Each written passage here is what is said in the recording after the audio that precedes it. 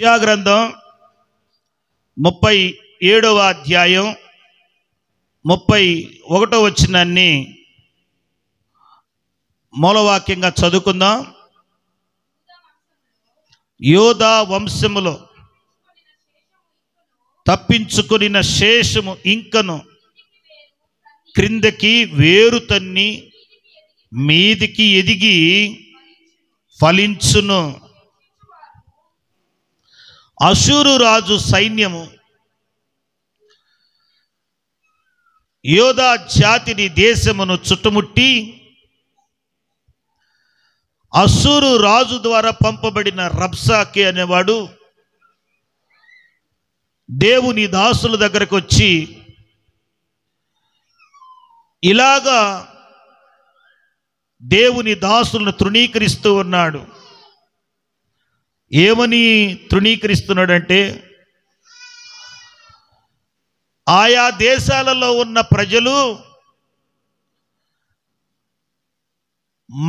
మమ్మును గెలవగలిగినవా, వాళ్ళ దేవుళ్ళు మా మీద గెలవగలిగారా, ఈ హిజ్కియా మాట వినొద్దు, ఈ హిజ్కియా చెప్పినట్టు చెయ్యొద్దు, హిజ్కియా దేవుని మీద నమ్ముకోండని మిమ్మల్ని భ్రమ పెడుతున్నాడు. నేను వెళ్ళిన ఏ ప్రాంతంలోనైనా ఏ దేవుడైనా ఎవరినైనా రక్షించినట్టుకుందా, మోసపోగాకండి, హిజ్కియా మాటలు విని మోసపోగాకండి, హిజ్కియాను నమ్ముకొని అని ఒక ఉత్తరం రాసి రంకెలు వేస్తూ మాట్లాడటం జరిగింది. ఆ ఉత్తరాన్ని తీసుకుని హిజ్కియా 14వ వచనంలో 37:14 వచనంలో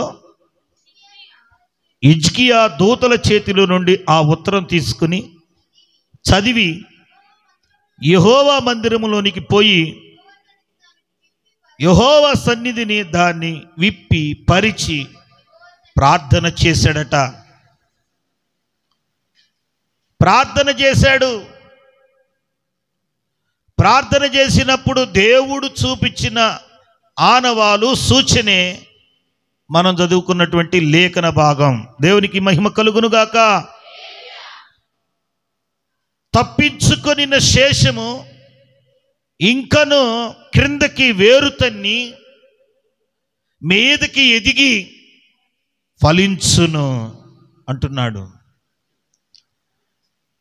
శేషము తప్పించుకొనినటువంటి ప్రజలు అషూరు రాజు చేతిలో తప్పించుకున్నటువంటి శేషమే క్రిందికి వేరు తన్ని మీదకి ఎదిగి ఫలించును. ఓ మనిషి ప్రార్థించగా ప్రవక్త అయిన యెషయాను దేవుడు ఆ రాజు దగ్గరికి పంపించాడు. 30వ వచనంలో యెషయా చెప్పినదేమనగా, హిజ్కియా నీకిదే సూచన యగును, ఈ సంవత్సరమందు దాని అంతటా అదే పండు ధాన్యమును, 2వ సంవత్సరమందు దాని నుండి కలుగు ధాన్యమును మీరు భుజింతురు, 3వ సంవత్సరమున మీరు విత్తనం విత్తి చేలుకోయుదురు, ద్రాక్ష తోటలు నాటి వాటి ఫలమును అనుభవించుదురు. స్తోత్రం చెప్పాలి అందరూ. భయంకరమైన వేదనలో ఉన్నటువంటి భక్తుడు చుట్టుముట్టబడ్డారు. విశ్వాసము చేత హిజ్కియా ఎదిరిచ్చాడు. నీకు పన్ను కట్టాల్సిన అవసరం లేదు, నీకు లోబడాల్సిన అవసరం లేదు, మా దేవుడు మా పక్షాన ఉన్నాడు అని ఎప్పుడైతే మాట్లాడాడో అషూరు సైన్యం అంతా వచ్చి యోధా రాజ్యమును చుట్టుముట్టింది. రాజ్యమును చుట్టుముట్టినప్పుడు ఎప్పుడైతే రాజ్యము చుట్టబడిందో బయట నుంచి వచ్చే ఆహారం లోపలికి రావట్లేదు. మనుషుల ఆలోచన విధానం మారిపోయింది. ఏ విధంగా మారిందంటే, ఇక ఆహారం లేదు, తినటానికి తిండి లేదు, ఎలాంటి పరిస్థితి వచ్చేసింది.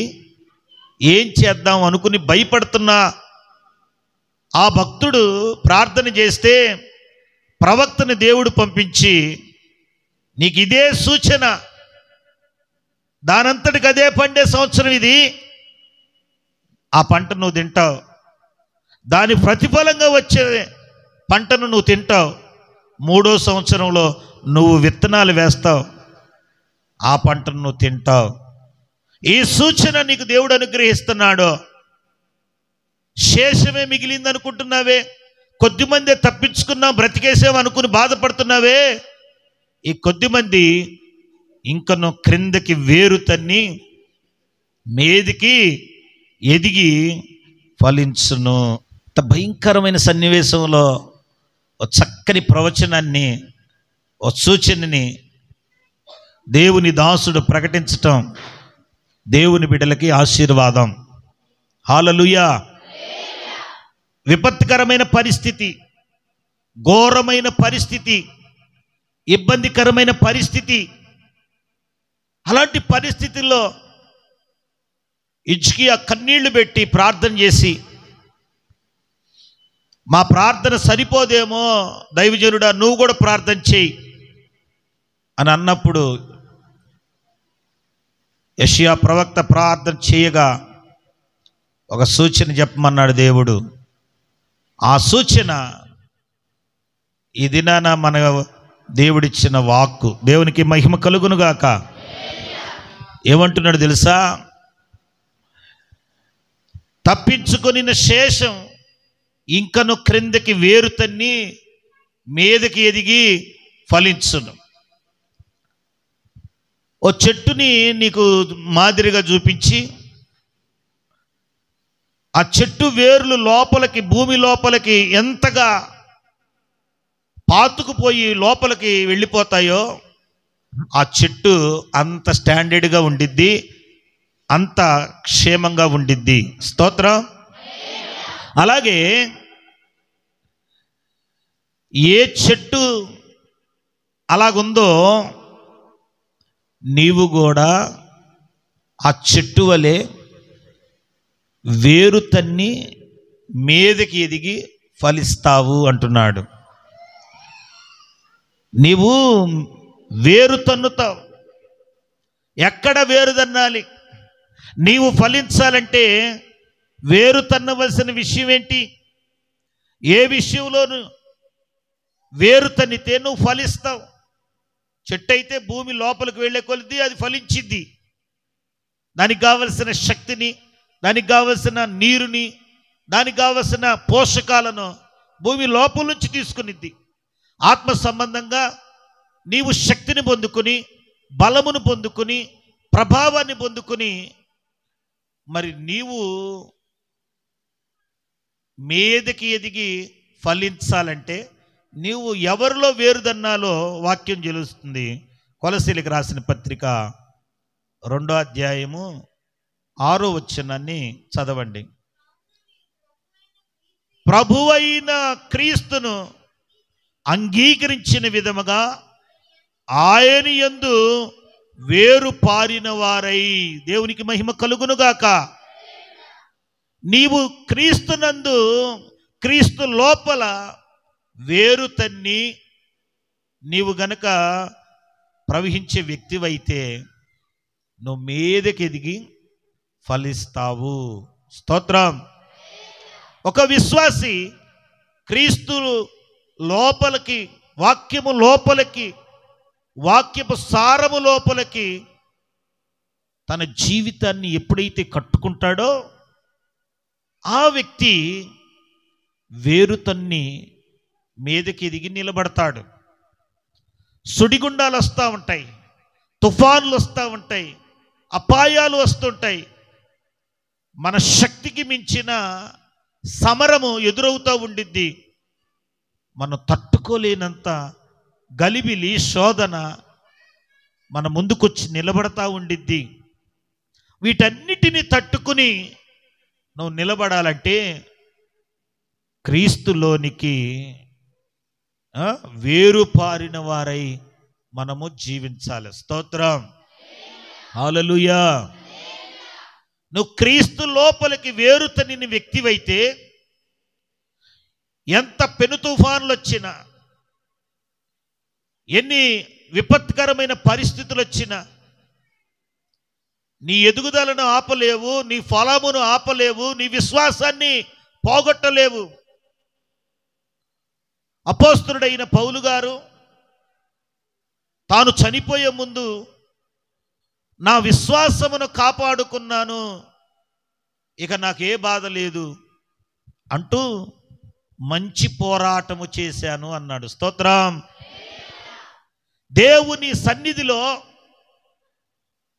దేవునిలో నీవు వేరుపారితే లేఖనాల సారం నీ లోపల నరనరాలకు, కండరములకు, ఎముకలకు, అణువణువుకు లేఖనాలు ప్రవహిస్తూ ఉంటే ఆ లేఖనాలలో ఉన్న శక్తి, క్రీస్తులో ఉన్న శక్తి నువ్వు ఎప్పుడైతే పొందుకుంటావో ఎన్ని తుఫాను గాలులు వచ్చినా కానీ నువ్వు పడిపోవు, నువ్వు అభ్యంతరపడవు, నీవు తొలగిపోవు, నీవు నాశనము కావు, నీ విశ్వాసమును కాపాడుకుంటావు. స్తోత్రం, స్తోత్రాలు చెబుదాం.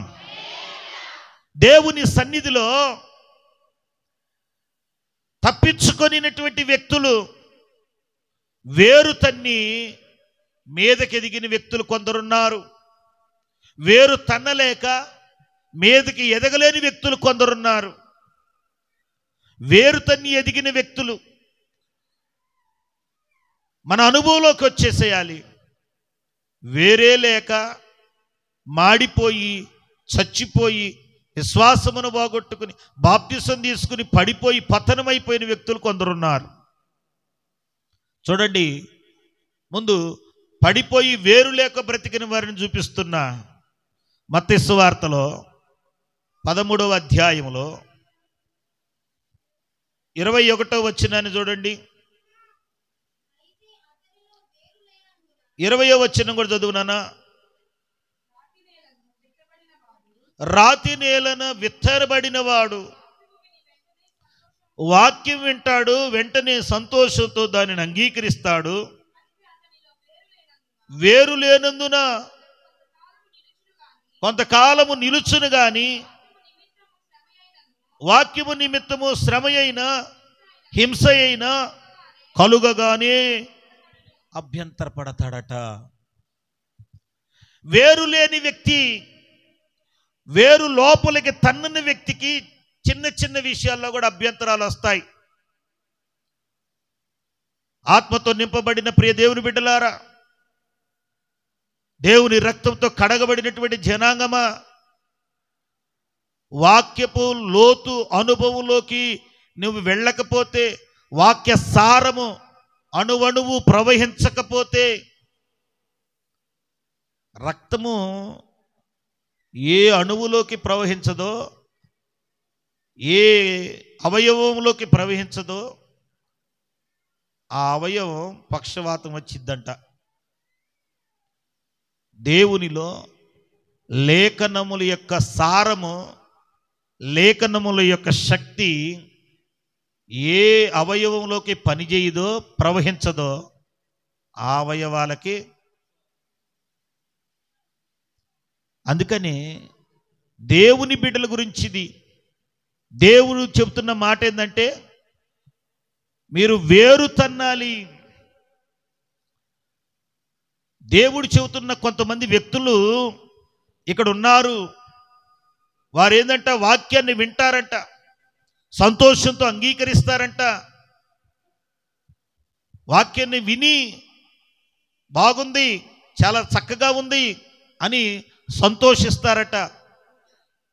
వాక్యము నిమిత్తము శ్రమ వచ్చిన, హింస కలిగిన వెంటనే వేరు లేదు గనక.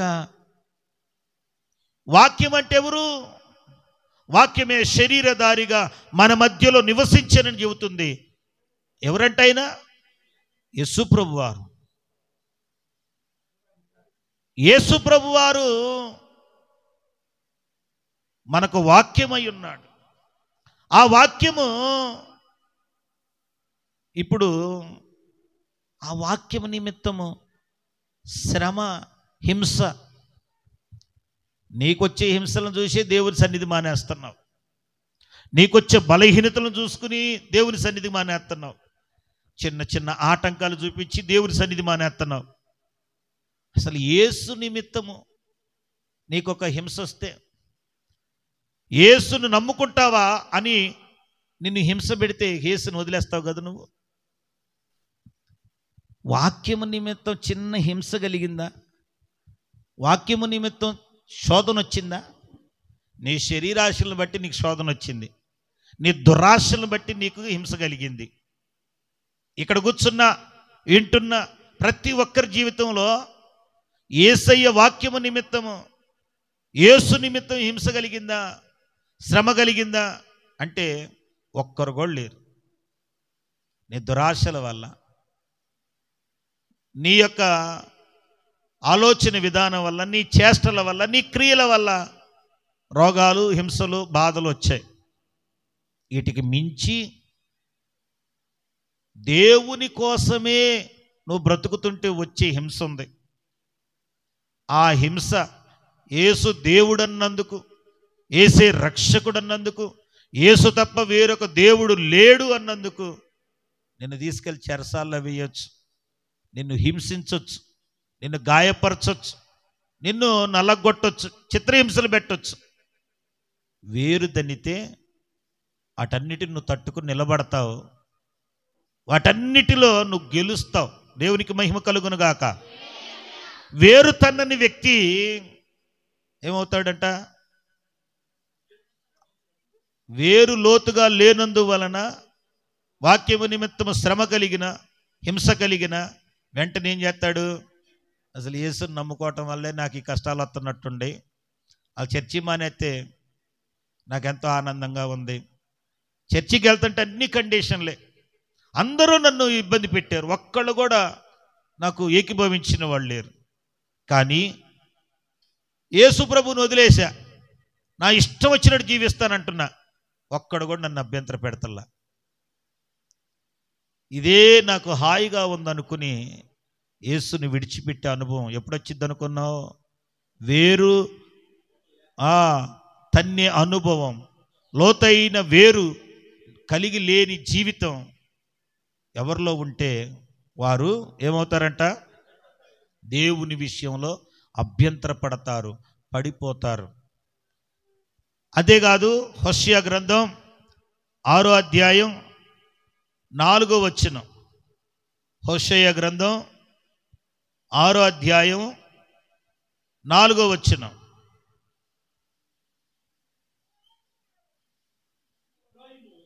ఎఫ్రాయిము, నిన్ను నేనేమి చేతును? యోధా, నిన్ను నేనేమి చేతును? తెల్లవారుగానే కనబడు మేఘము ఎగిరిపోవునట్లును, ప్రాతకాలమున పడు మంచు ఆరిపోవునట్లును నీ భక్తి నిలవట్లేదు అంటున్నాడు. దేవుని ఆక్రందన చూడండి, దేవుని బాధ చూడండి. తెల్లవారగానే కనబడు మేఘము ఎగిరిపోవునట్లంట, ఉదయించగానే, సూర్యుడు ఉదయించగానే మంచు ఆరిపోవునట్లు నీ భక్తి తగ్గిపోతుంది. ఇక్కడ ఎంత బూస్ట్ ఇచ్చినా, ఎంతగా ప్రేరేపించి దేవుని వాక్యములతో నింపిన, ప్రాతకాలమున సూర్యుడు ఉదయించగానే మంచు ఆవిరైపోయినట్టు నీ భక్తి ఆవిరైపోతుంది. కారణం ఎందుకో తెలుసా? వేరు లేనందువలన. ఏమి లేదు? క్రీస్తు యేసు లోపలికి వేరు పారే అనుభవం లేని వారికి, వాక్యపు సారము హృదయము లోపలికి తెచ్చుకోని వారికి ఏ అనుభవం లేదో తెలుసా? మంచు ఆరిపోయినట్లుగా, మేఘం ఎగిరిపోయినట్లుగా వారి భక్తి కనపడట్లేదు. పేరెత్తి చెబుతున్నాడు. సంఘం, ఇది దేవుని సంఘం. ఈ సంఘం నీ భక్తి ఎలాగుందో పరిశీలించే. అందుకనే దేవుడు చెబుతున్న మాట ఏందో తెలుసా? తప్పించుకొనిన వారు క్రిందకు వేరు తన్ని మీదకు ఎదిగి ఫలిస్తారు. వేరు తన్నిన వాళ్ళల్లో ఫలములు కనపడతాయి, వేరే లేని వారిలో అభ్యంతరాలు కనపడతా ఉంటాయి. వాళ్ళు ఎదుగుతుంటే అభ్యంతరం, వీళ్ళు ఎదుగుతుంటే అభ్యంతరం, వాళ్ళు బాగుంటే అభ్యంతరం, దేవుని విషయాల్లో అభ్యంతరం, నచ్చకపోతే అభ్యంతరం. వేరు లోపలికి తన్నని వారి బ్రతుకులవి. ఉదయాన్నే ఆ సూర్యకిరణాలు పడగానే ఆవిరైపోయే మంచులాగుందంట వేరు లేని వారి యొక్క అనుభవం. అదే యేసుప్రభు వారు చెప్పాడు, నేను ద్రాక్షవల్లిని, మీరు త్రేగలు. నాలో నిలిచి ఉండనివాడు, నాలో నిలిచి ఉండనివాడు ఫలింపడు. ఫలింపని ప్రతి తీగను నేను కత్తిరించి తీసి పారవేసి అగ్నిలో వేసేదని అంటున్నాడు. వేరు లేని వారి యొక్క అనుభవం, దేవునిలో ఫలించలేని వారి అనుభవం, కత్తిరించబడటం, బయట పారవేయబడటం, అగ్నిలో పడద్రోయబడటం. అందుకని ఈ దినమున నీవు వేరు తన్ని అనుభవంలోకి రావాలి. మరి వేరు తన్ని అనుభవం అంటే అర్థం కాదేమోనని చెబుతున్నా. వాక్యము భూమి లోపలికి చెట్టు వేర్లు వ్యాపిస్తూ లోపలికి పాతుకుపోయి దాని స్థిరత్వాన్ని తెచ్చినట్లుగా నీ శరీరం అణువణువులోకి, అవయవాలన్నిటిలోకి వాక్యము ప్రవహించి నీవు పడిపోకుండా నిన్ను స్థిరత్వంలోకి తెస్తే వేరు పారినట్లు. దేవుని సన్నిధిలో మనం వేరు తన్నే అనుభవంలోకి వస్తే, వేరు క్రీస్తు లోపలికి వాక్య సారము మన శరీరంలో భాగాలన్నిటికీ ప్రవహించే స్థితికి వెళితే అప్పుడు మనం ఎవ్వరు కదిలించలేని స్థిరులం అవుతాం, కదలని వారం అవుతాం. వారిని బైబిల్ గ్రంథం చెబుతుంది స్తంభములు అన్నారు. దేవునికి స్తోత్రం. స్తంభం కదిలిద్దా?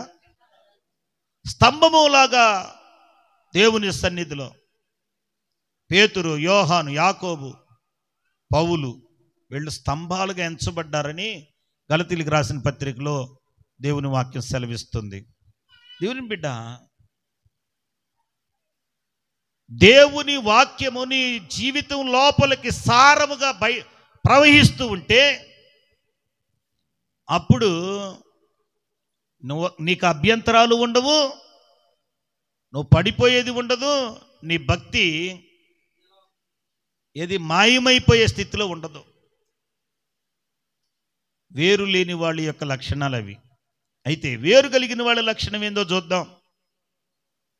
ఆదికాండం 39వ అధ్యాయం 13వ వచనం. యోసేపు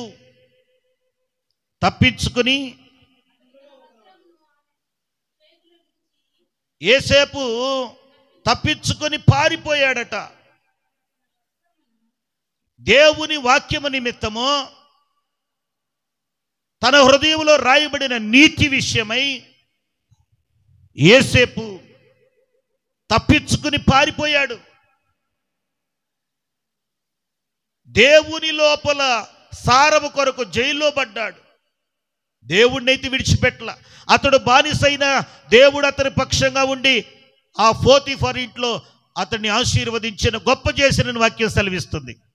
అతడు జైల్లో పడి ఇనుము అతన్ని బాధ పెట్టిందంట. అయినా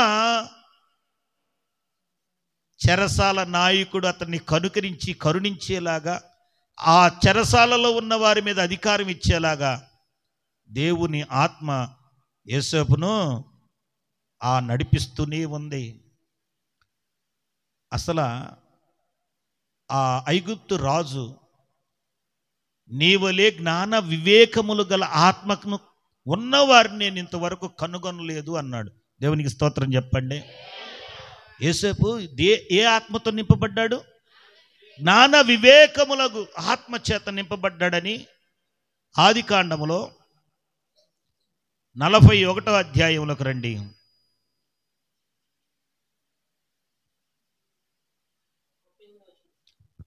చూడండి, అతడు తన సేవకుల్ని చూసి, ఇతని వలె దేవుని ఆత్మగల మనుషుని కనుగొనగలమా అన్నాడు. ఒక కలొచ్చి ఆ కళ్ళ ఉన్న సారమంతా చెప్పేసేవరకు ఐగుప్తు రాజు ఏమంటున్నాడు తెలుసా? ఇతని వలె దేవుని ఆత్మ కలిగిన వారిని కనుగొనగలమా అన్నాడు. స్తోత్రం. నా వైపు చూస్తూ వినాలా? దేవుని ఆత్మ కలిగిన వ్యక్తి ఎలా అయ్యాడు? దేవుని ఆత్మ కలిగిన వ్యక్తి ఎలా అయ్యాడు? ఏ శ్రమ వచ్చినా, బానిసగా వెళ్ళినా, జైల్లో పడ్డా, అన్నలు కొట్టిన, గుంటలో పడద్రోసిన, అమ్మివేసిన అభ్యంతర పడలేదు. ఆశ కలిగే విధానం లోపలికి వచ్చిన ఏం చేశాడట? తప్పించుకుని పారిపోయాడు. గనుక దేవుని వాక్యపు సారం అవయవాలన్నిటిలోకి ప్రవహించింది గనక అతడు పడిపోలేదు.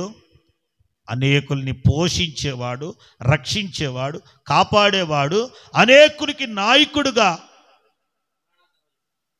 దేవుని సన్నిధిలో నీవుంటే అలాగా మార్చబడతావు. దేవునికి మహిమ కలుగునుగాక. చెప్పండి. దేవుని సన్నిధిలో యోసేపు చూడండి. మరి నీ పరిస్థితి యోసేపు లాంటిది కాదు. నిన్నెవరు జైల్లో పెట్టలేదు, నిన్నెవరు కొట్టలేదు, నిన్నెవరు గుంట్లో పడేయలేదు, నిన్నెవరు అమ్మలేదు, నిన్నెవరు వేరే వాళ్ళ ఇంట్లో బానిసలుగా పెట్టలేదు. అయినా దేవుని వాక్యము లోతు నువ్వు వెళ్ళలేకపోతున్నావు. ఎవరు బోధించేవాళ్ళు లేకపోయినా దేవుని ఆత్మను పొందుకున్నవాడన్న సాక్ష్యం, ఆత్మతో నింపబడిన వాడనే సాక్ష్యం, అటువంటి వాడిని కనుగొనగలమా అని ఆశ్చర్యపడే సాక్ష్యం ఒక దేశ రాజు చేత యోసేపు పొందుకున్నాడు. దేవుని లోపల ఎంతగా వేరు తన్నాడో కదా. దేవునికి స్తోత్రం. అతడు ఎంతగా ఫలించాడో తెలుసా? యోసేపును దీవించేటప్పుడు ఫలించడి కొమ్మ అని దీవించాడు. అతడు ఎంతగా దీవించబడ్డాడట? ఓట యొద్ద ఫలించడి కొమ్మ, దాని రెమ్మలు గోడ మీదకెక్కి వ్యాపించును. దేవుని బిడ్డలారా, యోసేపు యొక్క జీవితం అది. తప్పించుకున్న అనుభవంలో యోసేపు ఉన్నాడు. క్రిందకి వేరుతన్ని మీదకి ఎదిగి ఫలించిన అనుభవంలోకి యోసేపు వచ్చాడు. ఈ దినాన నీవు కూడా యోసేపులాగా రావాలి. తప్పించుకున్న అనుభవంలో నువ్వు ఉండాలి. క్రిందకి వేరుదన్ని మీదకి ఎదిగే అనుభవంలోకి రావాలి. స్తోత్రం. కిందకి ఎంత దిగితే అంతగా హెచ్చిస్తాడంట. క్రిందికి ఎంతగా వేరు పారితే అంతగా నువ్వు పైకి ఎదుగుతూ ఉంటావు. ఒకసారి ఆలోచించి, తన్ను తాను తగ్గించుకున్నవాడు హెచ్చించబడును, తనను తాను హెచ్చించుకున్నవాడు తగ్గించబడును. ఆ వాక్యపు సారం దీంట్లో కనపట్ల. నిన్ను నువ్వే తగ్గించుకోవాలి. ఎవరో వచ్చి నీకు అంత లేదని చెప్పేదాకా ఆగొద్దు. స్వపరీక్ష చేసుకునే వ్యక్తికి వాళ్ళ గురించి బాగా తెలుసు. ఇంకెవ్వరి గురించి తెలియదు, కానీ వాళ్ళ గురించి బాగా తెలుసు. వాళ్ళ గుణగణాల గురించి బాగా తెలుసు. వాళ్ళ లోపలికి వేరు ఎంత ప్రవహించింది, వారు ఎంత లోతుగా తగ్గించుకుంటున్నారు, అనుభవం వాళ్ళకి బాగా తెలుసు. ఆత్మ సంబంధంగా ఎదుగుతున్న బిడ్డలకి నేను హెచ్చరిక చేస్తున్నా. ఎదుగుతున్నామన్న ఆనందంలో గర్వించే లక్షణం ఎక్కువగా ఉండిద్ది. తగ్గించుకునే స్వభావం పోయి విర్రవీగే స్వభావం వచ్చిద్ది. అహంకారపు స్వభావం వచ్చిద్ది. తగ్గించుకునే స్వభావం, భూమి లోపలికి వేరు తన్నే అనుభవం రాకపోగా మీది మీదకి ఎక్కుతూ ఉంటావు, దిగిపోతూ ఉంటారు. నిన్ను నువ్వు హెచ్చించుకోవద్దు. కోరాహు, దాతాను, అబీరాము వీళ్ళు యోచించుకున్నారట, గొప్ప పదవి కావాలని కోరుకున్నారట, మేము కూడా యాజకత్వం చేస్తామనుకున్నారట. వారికి ఇచ్చిన స్థాయిని మరిచిపోయారంట, వారికి ఇచ్చినటువంటి హోదాను మరిచిపోయారంట. పేరు కలిగిన నాయకులే, వారు చెప్పగా ఆ జాతి మొత్తం వారి పక్షాన నిలబడేంత నాయకులు, సాదాసీద వ్యక్తులు కాదు. ఇచ్చిన దానితో తృప్తి చెందక గర్వించి వారికి వారే పైకి ఎదిగారు, పాతాళ లోకంలోకి దిగిపోయారు. బ్రతికుండగానే పాతాళ లోకంలోకి వెళ్ళిపోయారు. దేవుని బిడ్డ, నీవు క్రీస్తు లోపలికి ఎంతగా వేరుపారుతావో, వాక్య సారము నీ లోపలికి ఎంతగా అవయవాలన్నిటిలోకి ప్రవహించేలాగా వాక్యాన్ని స్వీకరిస్తావో, నువ్వు ఎంత ఎత్తుకెదుగుతావంటే ఆకాశమునంటే అంత ఎత్తుకెదుగుతావు. దేవునికి మహిమ కలుగునుగాక. 80వ కీర్తన 8వ వచనం చదవండి. కీర్తనల గ్రంథం 80వ కీర్తన 8వ వచనం.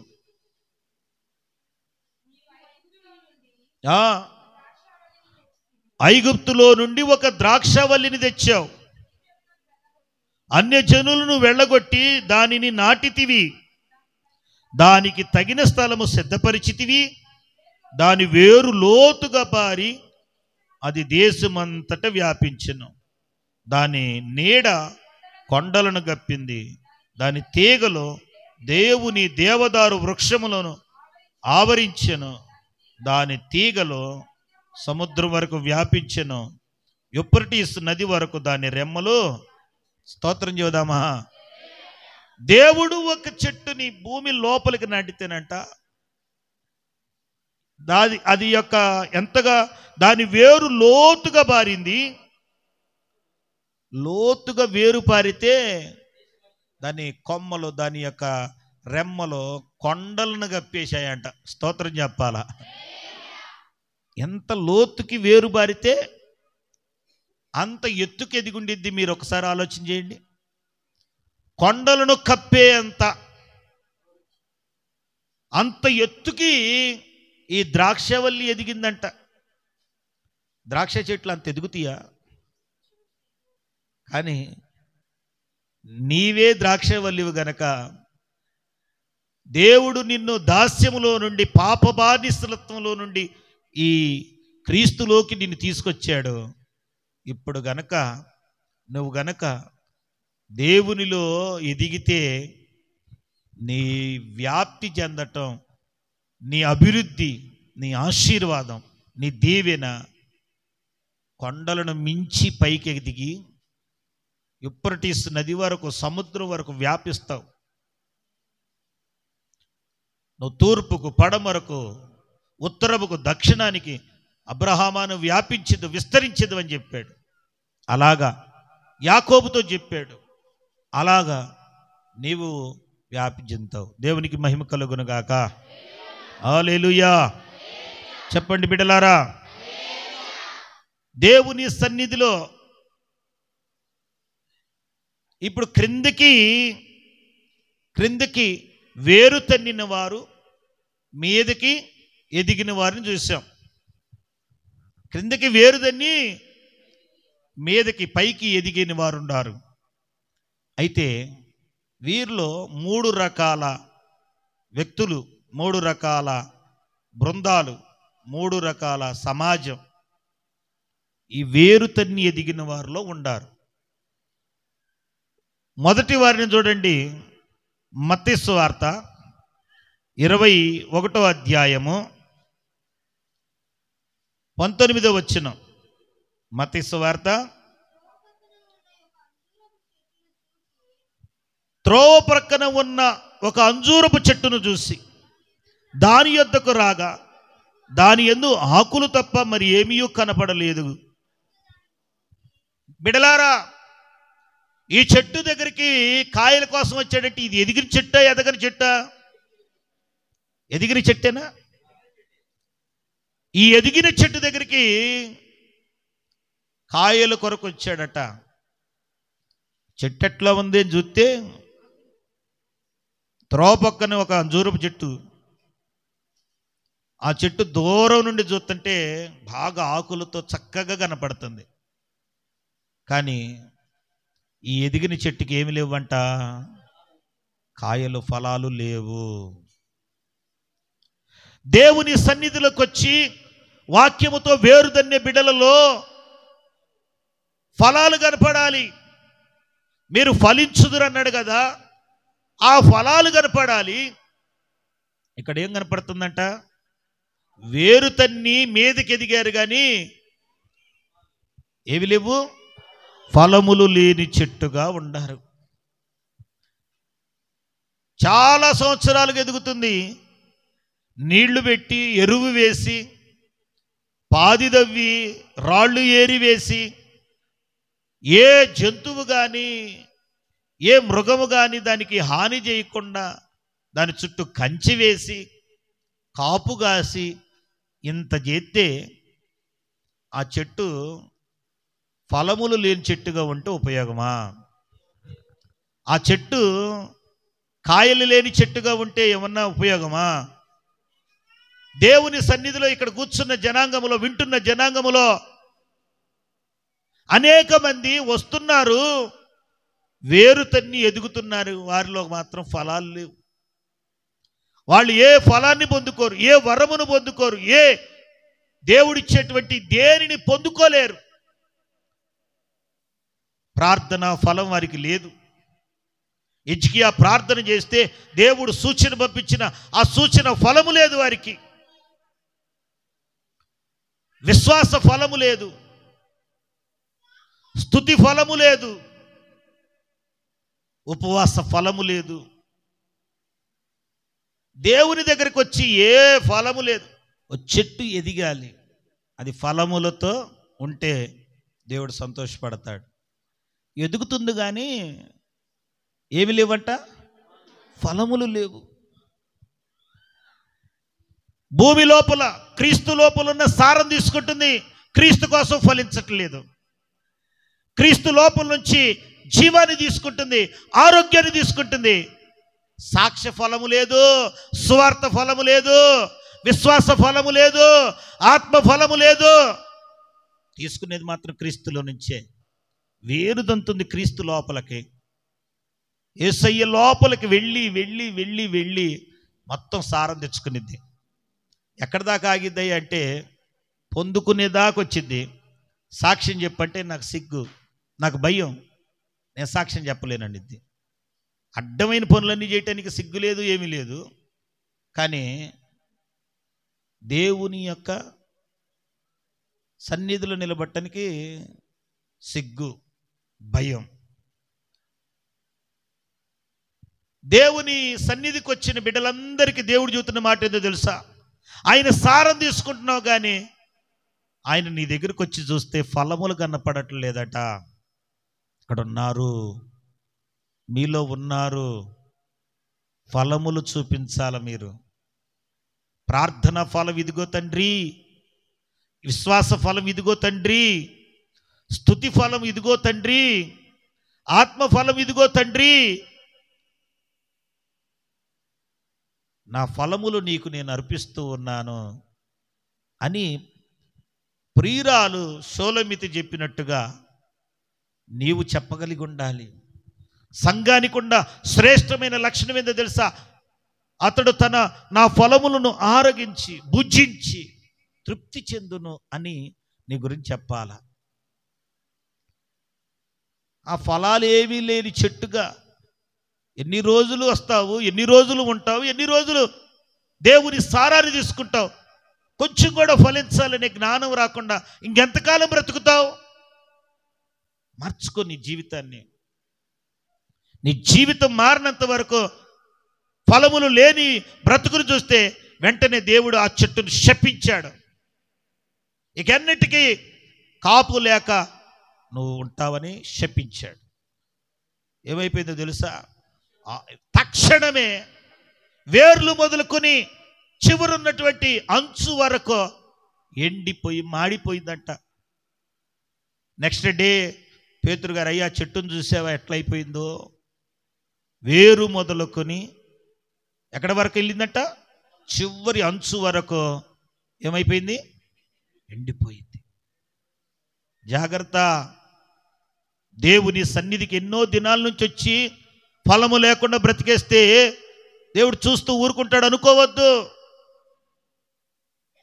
ఏదో ఒక ఫలము మన దగ్గర నుంచి ఆయన ఎక్స్పెక్ట్ చేస్తున్నాడు. ఈ ఫలములు దీన్ని తృప్తి చెందాయని నువ్వు ఇవ్వాలి. ఆ ఫలములు తీసుకుని ఆయన తృప్తి చెందాలి, తినాలి. ఆయన ఆకలితో ఉన్నప్పుడు వచ్చాడు. ఆ ఫలాన్ని నువ్వు ఆయనకి ఇవ్వాలి. మొదటి ఎదిగిన వారిలో పెద్ద ప్రమాదం ఏందంటే ఫలాలు లేవు. ఇక మరొక చెట్టు ఉంది ఇక్కడ. యెషయా గ్రంథం 5వ అధ్యాయం మొదటి నుంచి. యెషయా గ్రంథం 5వ అధ్యాయం మొదటి వచనం నుండి చదువు నాన్న.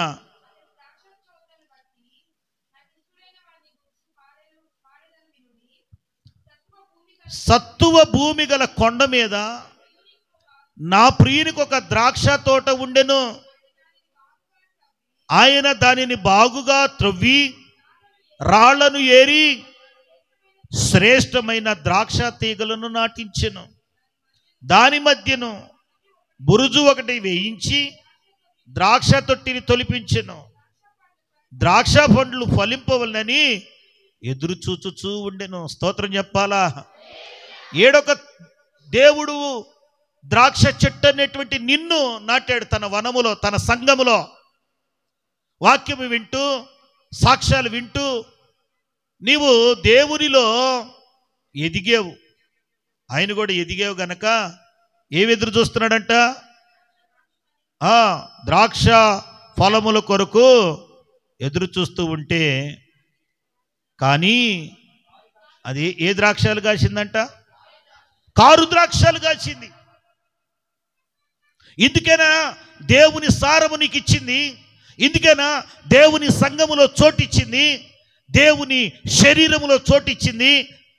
ఇందుకేనా నీకు ఏ ద్రాక్షకాయలు కావాలి, నువ్వు శ్రేష్టమైన ద్రాక్షవల్లిని తీసుకొచ్చి సత్తువు కలిగిన భూమిలో నాటి దానికన్నా ఆటంకాలన్నీ తీసివేసి అవరోధాలన్నీ కొట్టివేసి దాని చుట్టూ కంచి వేసి దానికి ఎరువేసి దానికి నీళ్లు పెట్టి ఇంతగా పోషించి ఫలముల కోసం చూస్తే ఫలాలు వచ్చాయి.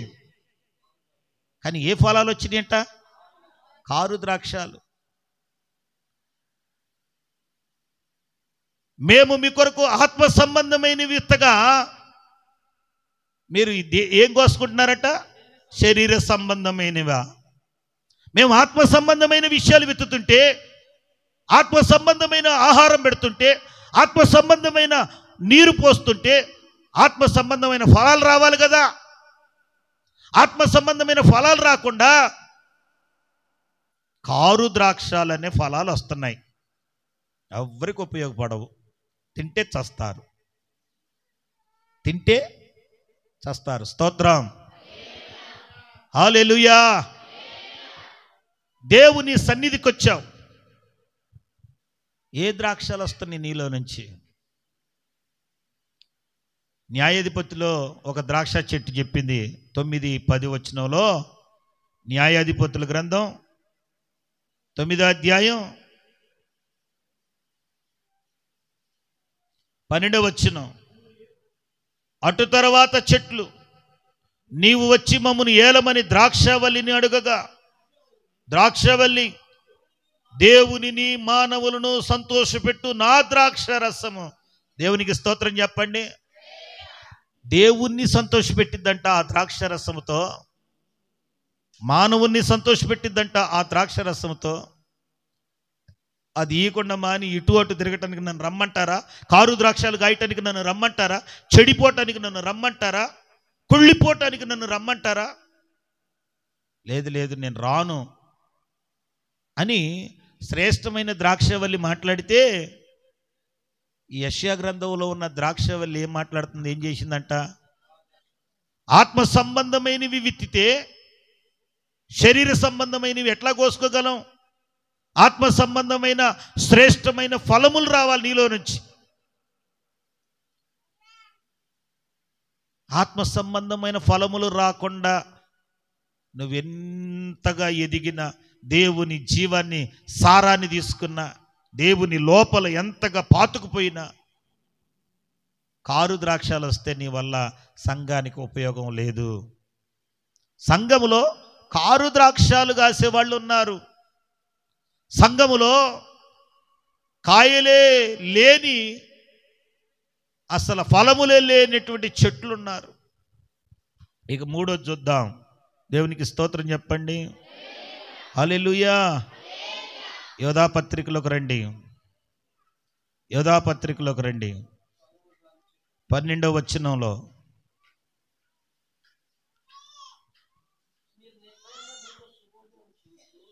చదువునైనా.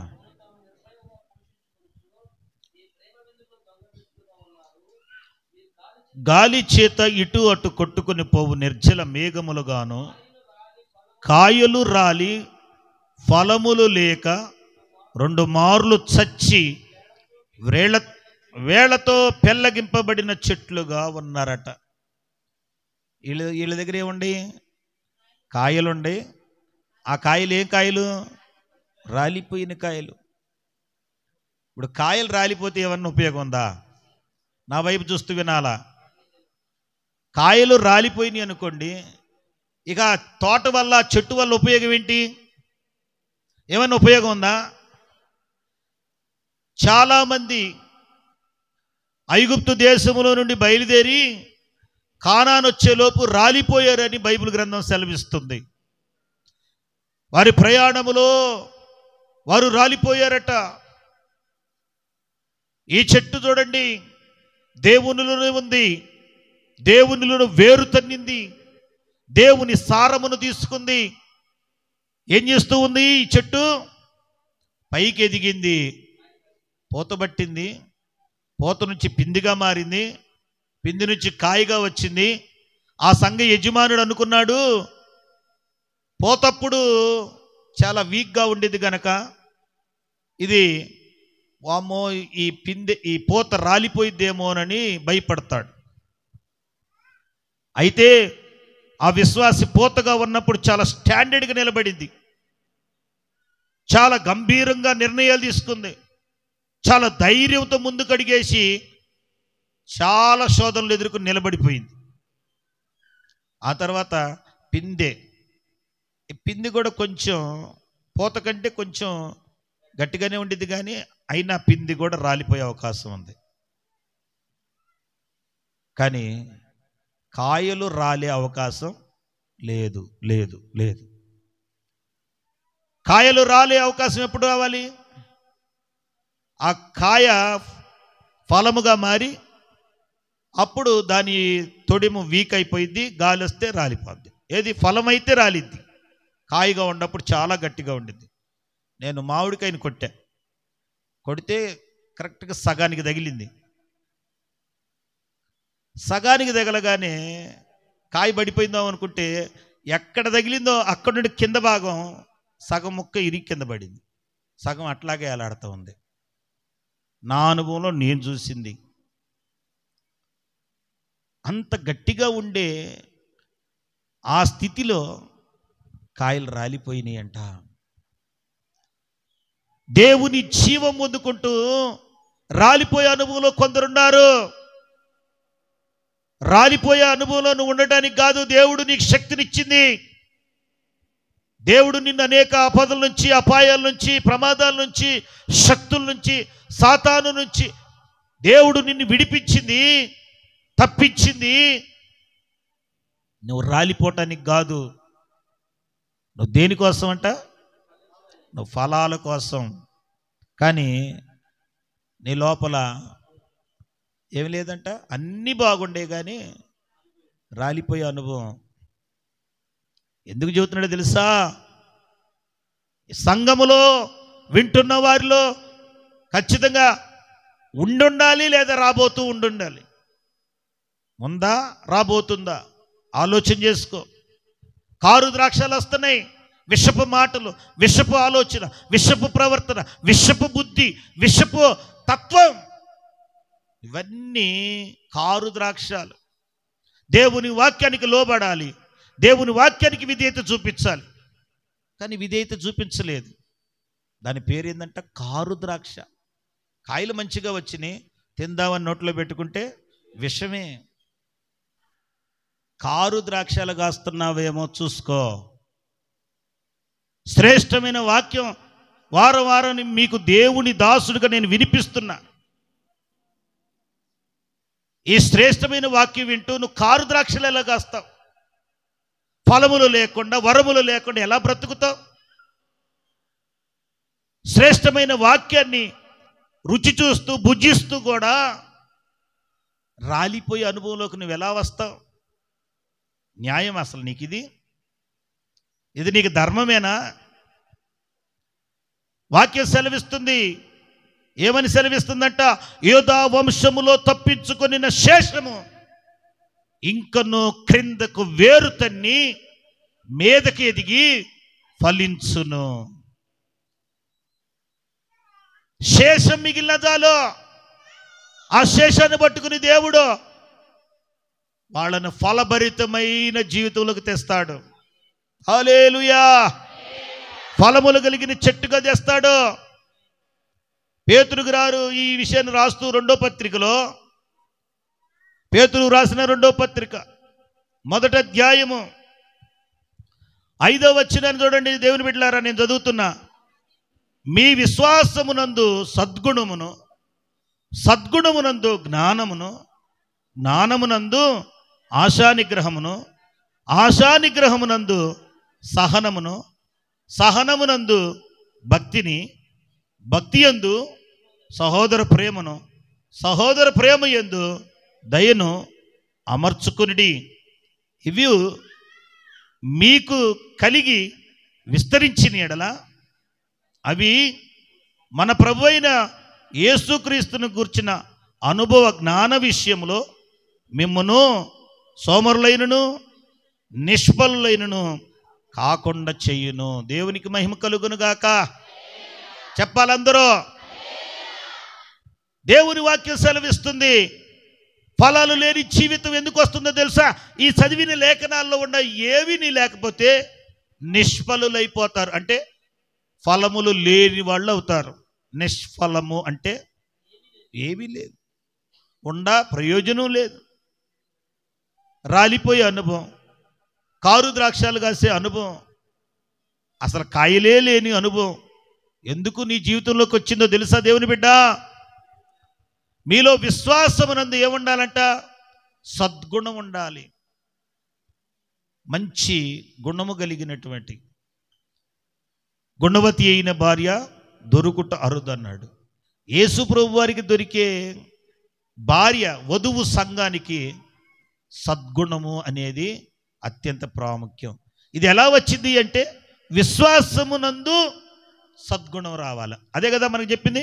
మీ విశ్వాసమునందు సద్గుణము రావాలి. స్తోత్రం చెప్పమ్మా.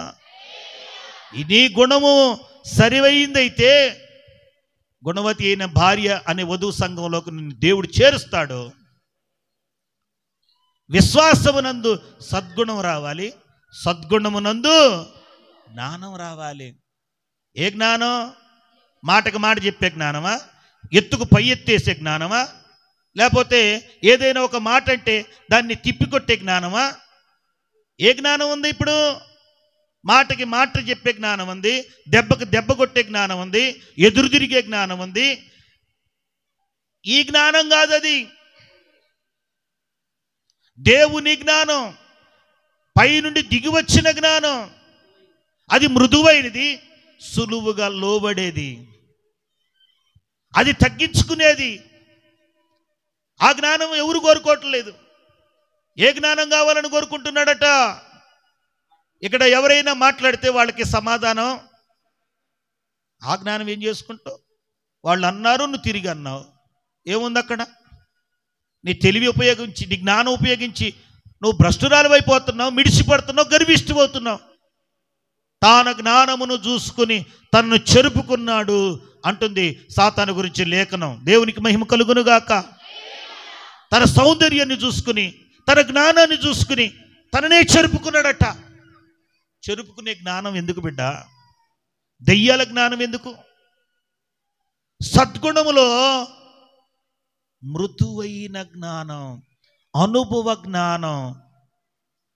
పడిపోయిన ప్రతిసారి, తొలగిపోయిన ప్రతిసారి, జారిపోయిన ప్రతిసారి ఎందుకు జారిపడ్డా, ఎందుకు తొలగిపోయా, ఎందుకు పడిపోయా, ఎందుకు కారు ద్రాక్షలు వచ్చినాయి అని స్వపరీక్ష చేసుకునే మృదువైన జ్ఞానం. లోబడి విధేయత చూపించే జ్ఞానం. చెప్పిన మాటకు మరు మాట మాట్లాడకుండా అంగీకరించే జ్ఞానం సద్గుణంలో వచ్చిద్దంట. సద్గుణం నందు ఏముందమ్మా? జ్ఞానం వచ్చింది. ఈ జ్ఞానం నందు ఏమి రావాలంట? జ్ఞానమునందు ఆశా నిగ్రహం రావాలి. ఆశలు అందరికి వస్తున్నాయి, కానీ నిగ్రహం అందరికీ రావట్లేదు. ఆశ అందరిలో ఉంది, తప్పేం కాదు. ఆ ఆశ చెడ్డ ఆశ అయితే, దురాశ అయితే అది ఏం చేయాలంట? నిగ్రహించుకునే శక్తి దేంట్లో వస్తుంది?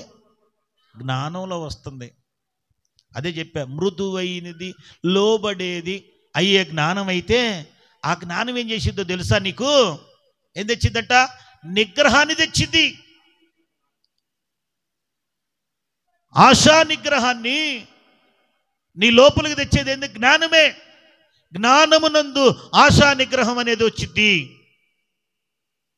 నీ లోపలికి జ్ఞానమే లేదు, అది ఉండగానే తిరుగుబాటు చేసే జ్ఞానం, ఎదురు తిరిగే జ్ఞానం. అందుకే నిగ్రహం రావట్లా.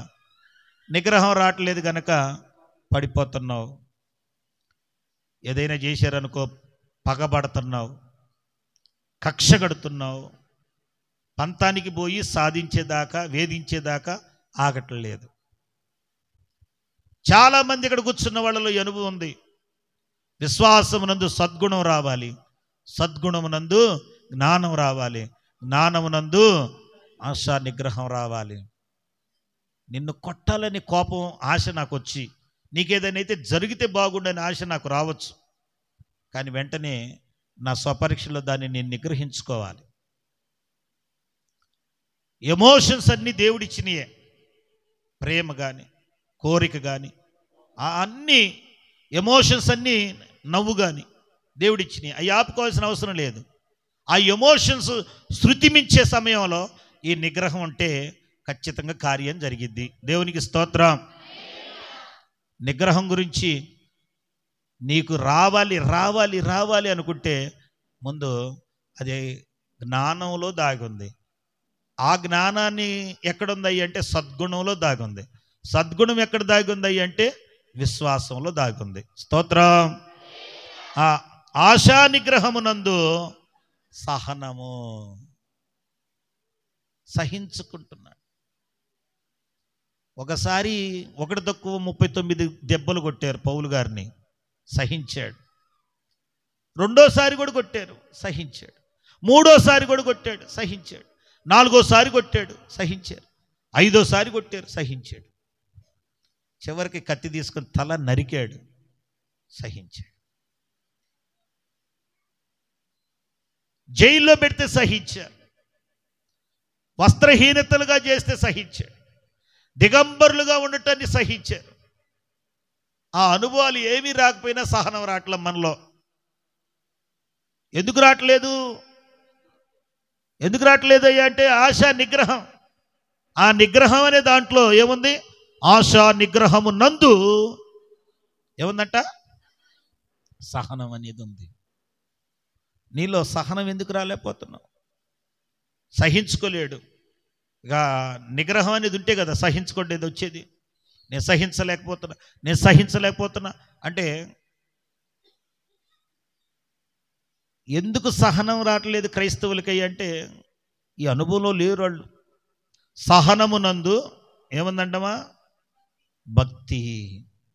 భక్తి స్థానం ఎక్కడ పెట్టాడు చూసారా? నాకు భక్తి ఉంది, భయం లేదనే వాళ్ళు ఉన్నారు. ఇట్ట చెంపలు కొట్టుకుని లైట్ వెలిగినప్పుడు, చంద్రుని చూసినప్పుడు, లేకపోతే ఇంకేదో చూసినప్పుడు చెంపలు కొట్టుకోవటం, ఇది భక్తి అని చెబుతున్నాడు. అరే అసలు భక్తి అంటే తెలుసా? భక్తి అంటే ఏందనుకుంటున్నారు? విశ్వాసమునందు సద్గుణము, సద్గుణమునందు జ్ఞానము, జ్ఞానమునందు ఆశానిగ్రహము, ఆశానిగ్రహమునందు సహనము, సహనమునందు ఈ లక్షణాలు ఏమీ లేనుడు భక్తి గలవాడు కాడు. భయము భక్తి రెండు వేరు. భక్తి అనేది ఎక్కడ ఉంది? ఈ అంతస్తులను ఎక్కిన తర్వాత ఉంది. అసలు ఏ అంతస్తు ఎక్కలేకుండా భక్తి పరుడులాగా యేసు ప్రభు దగ్గరికి వచ్చి కొబ్బరికాయ కొట్టుకుని దండం పెట్టుకుని పోతున్నాడు. ఈడు భక్తి ఏం భక్తి అండి? సాగర్ వెళ్ళొచ్చే భక్తి, గుణదలు వెళ్ళొచ్చే భక్తి. యేసు ప్రభు వారి దగ్గరికి వచ్చి కొబ్బరికాయ కొడతావా? దండాలు పెడతావా? ఇదా నీ భక్తి? నీకు మొదట విశ్వాసం ఉండాలి. ఆ విశ్వాసమునందు సద్గుణం ఉండాలి. సద్గుణములోనే జ్ఞానం ఉండాలి. జ్ఞానమునందు ఆశా నిగ్రహం ఉండాలి. ఆశా నిగ్రహమునందు సహనం అనేది ఉండాలి. సహనమునందు భక్తి ఉండాలి. ఇప్పుడు ఈ భక్తి నందు తర్వాత ఏముంది? ఇక్కడ మిమ్మల్ని ఒకళ్ళనొకళ్ళు ప్రేమించుకుంటారా, ఒకళ్ళనొకళ్ళు గౌరవించుకుంటారా, ఒకళ్ళనొకళ్ళు హెచ్చించండి అని అన్నామంటే అది ఎందుకు రాదు? ఒకళ్ళ మీద ఒకళ్ళకి అసూయ, ఒకళ్ళకొకళ్ళు పడట్లేదు. అది ఎవరు అనుకుంటున్నారు? దేవుని బిడ్డల్లోనే ఆ లక్షణం ఉందంట. చూడండి,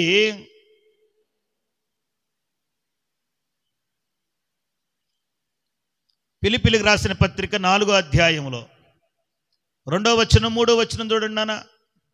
ప్రభునందు ఏక మనస్సు గలవారై ఉండుడని యువేదియును సుంటికేను బతిమాలు కొనుచున్నాను. నిజమైన సహకారి ఆ స్త్రీలు క్లెమెంతుతోను నా ఇతర సహకారులతోను సువార్త పనులు నాతో కూడా ప్రయాసపడిన వారు గనక ఆ సహకారుల పేర్లు చూడండి. పేర్లైతే జీవగ్రంథంలో రాయబడ్డాయి అంట. పౌలు గారికి మంచి సహకారులేనంట. కానీ ఏం లేదు, వాళ్ళకి ఏక మనస్సు లేదు. సహోదర ప్రేమ ఉందా? చూడండి అయ్యా, అమ్మా అని బ్రతిమలాడుతున్నాడట పౌలు గారు.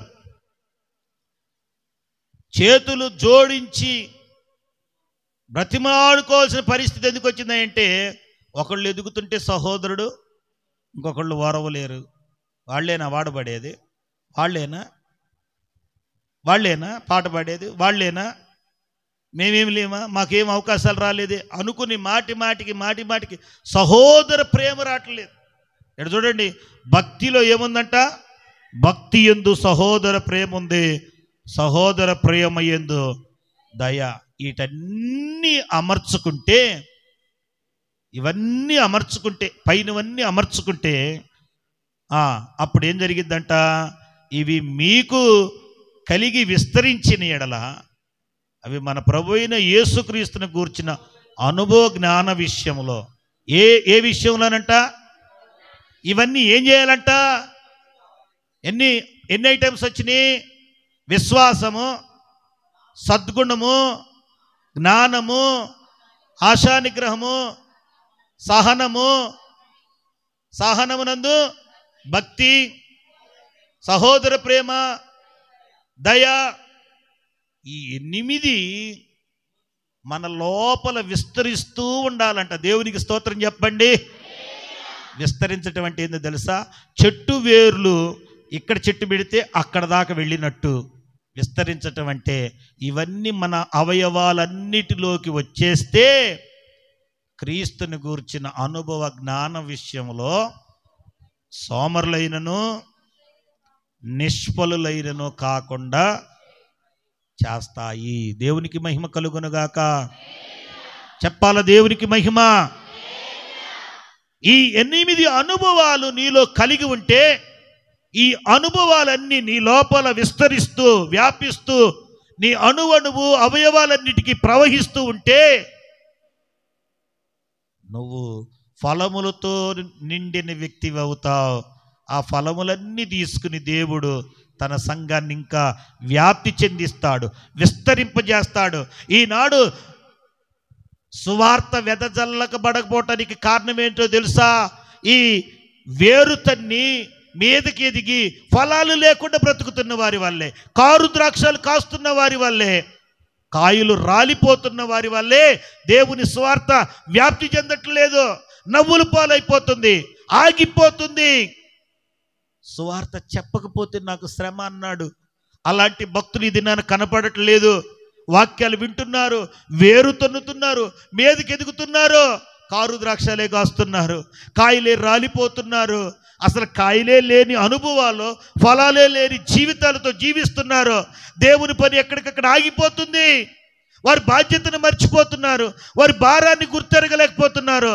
దేవుని పని ఆగిపోయి, దేవుని పని ఇదిగో ఆయన రాకడ ఆలస్యం అయిపోతుంది. దేవుని జనాంగానికి రోషం రావట్లేదు. ఏలియా అన్నాడు, నేనొక్కడిని రోషం కలిగిన వాడిని అయి ఉన్నానని. అటువంటి ఏలియా అభిషేకం కలిగిన వారు లేపబడట్లేదు. దేవుని మాట కోసం, దేవుని నామ ఘనత కోసం నేను రండి తేల్చుకుందామని నిలబడే తరం నశించిపోతుంది. ఏ మాటకా మాట చెప్పాలంటే, అనుభవం కలిగి ఇంతకుముందు సేవ చేసిన వాళ్ళలో ఆ రోషం కొట్టొచ్చినట్టు కనపడేది. నేటి తరంలో ఉన్న సేవకుల్లో కనపడట్లేదు, విశ్వాసాలు అస్సలే కనపడట్లేదు. ఆ తరములాగా నువ్వు ఉంటావా? ఆ లక్షణాలతో నువ్వు అటు ఇటు తిరిగే వ్యక్తిలాగా ఉంటావా? దేవుని కోసం ఫలాలతో నింపబడ్డ చెట్టుగా ఉంటావా? స్తోత్రం. ప్రకటన గ్రంథం 22వ అధ్యాయంలో 2వ వచనంలో, రాజవీధి మధ్యన ప్రవహించుట నది యొక్క ఈవలను ఆవలను జీవవృక్షముండెను, అది నెల నెలకు ఫలిస్తుంది. దేవునికి స్తోత్రం. ఆ జీవవృక్షం మన ప్రభు అయిన యేసు ప్రభు వారు. ఆయనలో గనక నీవుంటే ఫలిస్తావు. మాటి మాటికి సువార్త వెదజల్లటానికి నీ ఒక కారణమవుతావు. చాలామంది నన్ను అడుగుతున్నారు, ఎలా పెడుతున్నావు, డబ్బులు లేవంటున్నావు, ఎలా సువార్త సభలు పెడుతున్నావు, ఎలాగ ఉపవాస ప్రార్థనలు పెడుతున్నావు, ఎలా సేవకులు కూడికి పెడుతున్నావు, ఎక్కడి నుంచి వస్తున్నాయి అంటున్నాను. అవన్నీ నాకు ఎక్కడి నుండి వస్తున్నాయి ఏందో నాకు తెలియదు. దేవుని ఎదుట, మీ ఎదుట నేను చెప్పేది ఏంటంటే, ఎవ్వరూ నాకు ఇంతవరకు ఏ సహాయం చేయలే. అది మాత్రం పక్కాగా రూఢీగా చెబుతున్నా. అయినా ఆగలేని ఆలోచన విధానం ఎందుకు వస్తుంది అంటే, యేసయ్య లోపల ఉన్న సారాన్ని తీసుకుంటున్నప్పుడు, యేసయ్య లోపల ఉన్న జీవాన్ని తీసుకుని బతుకుతున్న ఈ దేహం ఇది ఎప్పుడు అంతరించిపోయిందో, ఎప్పుడు ఏమైందో తెలియని బ్రతుకునాది. ఈ బ్రతుకంతటికి కారణం ఆయన ఇచ్చే జీవం, ఆయనలో ఉన్న సారం. అది తీసుకుని బ్రతుకుతున్నప్పుడు కొద్ది దినాలైనా లేదా సంవత్సరాలైనా, ఎన్ని దినాలైనా ఆయన కోసం ఏదో ఒక విధంగా ఫలించకపోతే, ఏదో ఒక విధంగా కొన్ని పనులన్నా చేయకపోతే ఎట్లా అనే ఓ తపన, ఆలోచనే ఎన్ని అప్పులు అవుతున్నా, ఎన్ని ఇబ్బందులు అవుతున్నా కోడికలు ఆగకుండా పెట్టడానికి కారణం. దేవునికి మహిమ కలుగునుగాక. ఆశ్చర్యం అడుగుతుంటే నాకు ఆశ్చర్యం ఎత్తుంది. ఇందులో ఆశ్చర్యపడేది ఏముంది? ఆయన జీవాన్ని తీసుకుని బ్రతుకుతున్నా, జీవం లేనుండి, బ్రతకటానికి అవకాశం లేని ఆయుష్ అయిపోయినండి, ఆయన ఆయుష్తో బ్రతుకుతున్నా. ఇక నువ్వు జీవించువాడును నేను కాను, క్రీస్తే నా యందు జీవించుచున్నాడు. ఇక మీదట జీవించు జీవితం నా కొరకు కాదు, ఆయన కోసమే అన్న ఆ పౌలు గారి సాక్ష్యమే. బ్రతికే బ్రతుకంతా ఆయన జీవమే, ఆయన పెట్టిన భిక్షే. ఆ భిక్షకి రుణం ఎలా తీర్చుకోలేము? తీర్చలేని రుణభారాన్ని ఆయన భిక్షగా వేసేసాడు, ప్రేమతో వేశాడు, ఏ ఆజ్ఞ లేకుండా మనకు అందించాడు. ఆయనలో ఉన్న సారాన్ని తీసుకుంటూ కిందకి వేరుదన్ని మీదకి ఎదుగుతున్నాం. ఆయనే కదా హోదా ఇచ్చాడు, సేవకుడని హోదా. ఆయనే కదా మీ అందరికీ దైవజనుడిని హోదా ఇచ్చాడు. ఆయనే కదా ఇంత భవనాన్ని ఇచ్చాడు. ఆయనే కదా ఇన్ని సంఘాలు ఇచ్చాడు. ఆయనే కదా వాహనం ఇచ్చాడు. ఆయనే కదా కీర్తి ప్రతిష్టలు ఇస్తున్నాడు. ఆయనే కదా అందరి చేత వందనాలు వందనాలు అని చెప్పిస్తున్నాడు. ఆయనలో నుండి ఇన్ని తీసుకుని జీవాన్ని పొందుకుని వేరుదన్ని ఆయన కోసం ఉపయోగపడకపోతే అదేం జీవితం అండి? కారు ద్రాక్షలు గాయటమా? అసలు కాయలే లేకుండా, ఫలములే లేకుండా బ్రతికే జీవితమా? రాలిపోయే జీవితమా? ఏ జీవితాన్ని జీవిస్తున్నావు? ఆత్మ సంబంధంగా దేవుడు నిన్ను అడుగుతున్నటువంటి ప్రశ్నకు నువ్వు సమాధానం చెప్పేదాని అయి ఉండాలా. మిమ్మల్ని ఏం చేస్తున్నా? ఎఫ్రాయిము నిన్నేం చేయను, యోధా జనాంగము నిన్నేం చేయను. ప్రాతకాలమున పడు మంచు ఆవిరైపోయినట్టుగా నీ భక్తి ఆవిరైపోతుంది. నేనేం చేయాలి? వేరుదన లేకపోతున్నావేందనే ఆ ఎఫ్రాయిమును చూసి, యోధాను చూసి బాధపడ్డట్టుగా ఈ దినాన నిన్ను చూసి బాధపడతలేదా? ఫలాలు లేని నీ జీవితాన్ని చూసి, కారు ద్రాక్షలు కాస్తున్న నీ బ్రతుకును చూసి, రాలిపోతున్న నీ ఫలమును చూసి దేవుడు ఎంతగా బాధపడుతూ ఉంటాడు. ఆయన కోసం నువ్వేం ఫలించలేవా? నెల నెలా ఫలించే ఫలాలతో కూడిన చెట్టు, ఆ చెట్టు కాయలు తిన్న వాళ్ళందరూ మరణం అనేది లేకుండా జీవిస్తారు. ఎందుకంటే జీవవృక్ష ఫలం. దేవునికి స్తోత్రం. చెప్పు.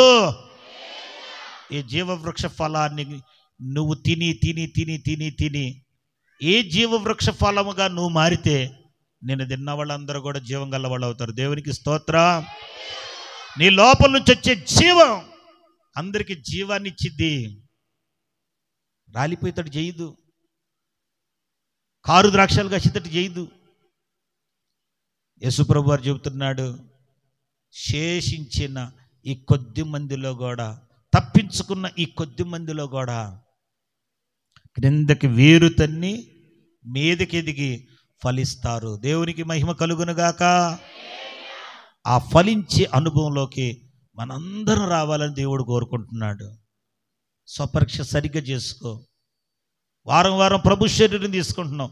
స్వపరీక్ష రాకపోతే నీ బ్రతుకుకు అర్థం లేదు.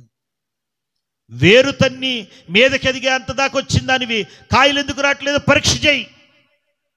వేరు తన్ని మీదకి ఎదిగే అనుభవంలోకి వచ్చావు, కాయలు ఎందుకు రాలిపోతున్నాయో పరీక్ష పెట్టి స్వపరీక్షలో కనుక్కో.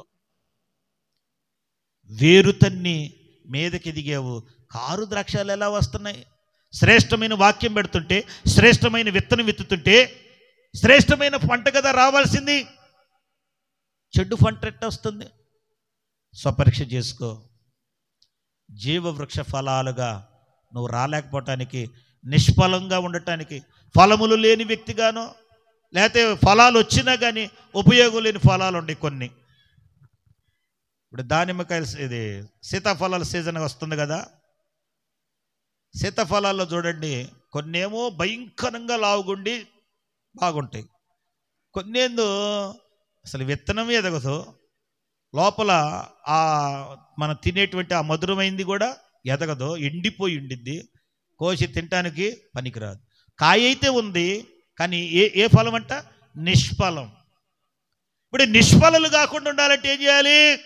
విశ్వాసము, ఆ విశ్వాసమునందు సద్గుణమును, సద్గుణమునందు జ్ఞానమును, జ్ఞానమునందు సహనమును, సహనమును ఆశానిగ్రహమును, ఆశానిగ్రహమునందు సహనమును, సహనమునందు భక్తిని, భక్తి యందు సహోదర ప్రేమను, సహోదర ప్రేమ యందు దయను గనక నువ్వు ఈ అణువులన్నిటిలోకి, అవయవాలన్నిటిలోకి విస్తరింపజేసుకుంటే ఫలాలతో, జీవవృక్ష ఫలాలతో నెల నెల నువ్వు ఫలించే వ్యక్తిగా దేవుడు నిన్ను మారుస్తాడు.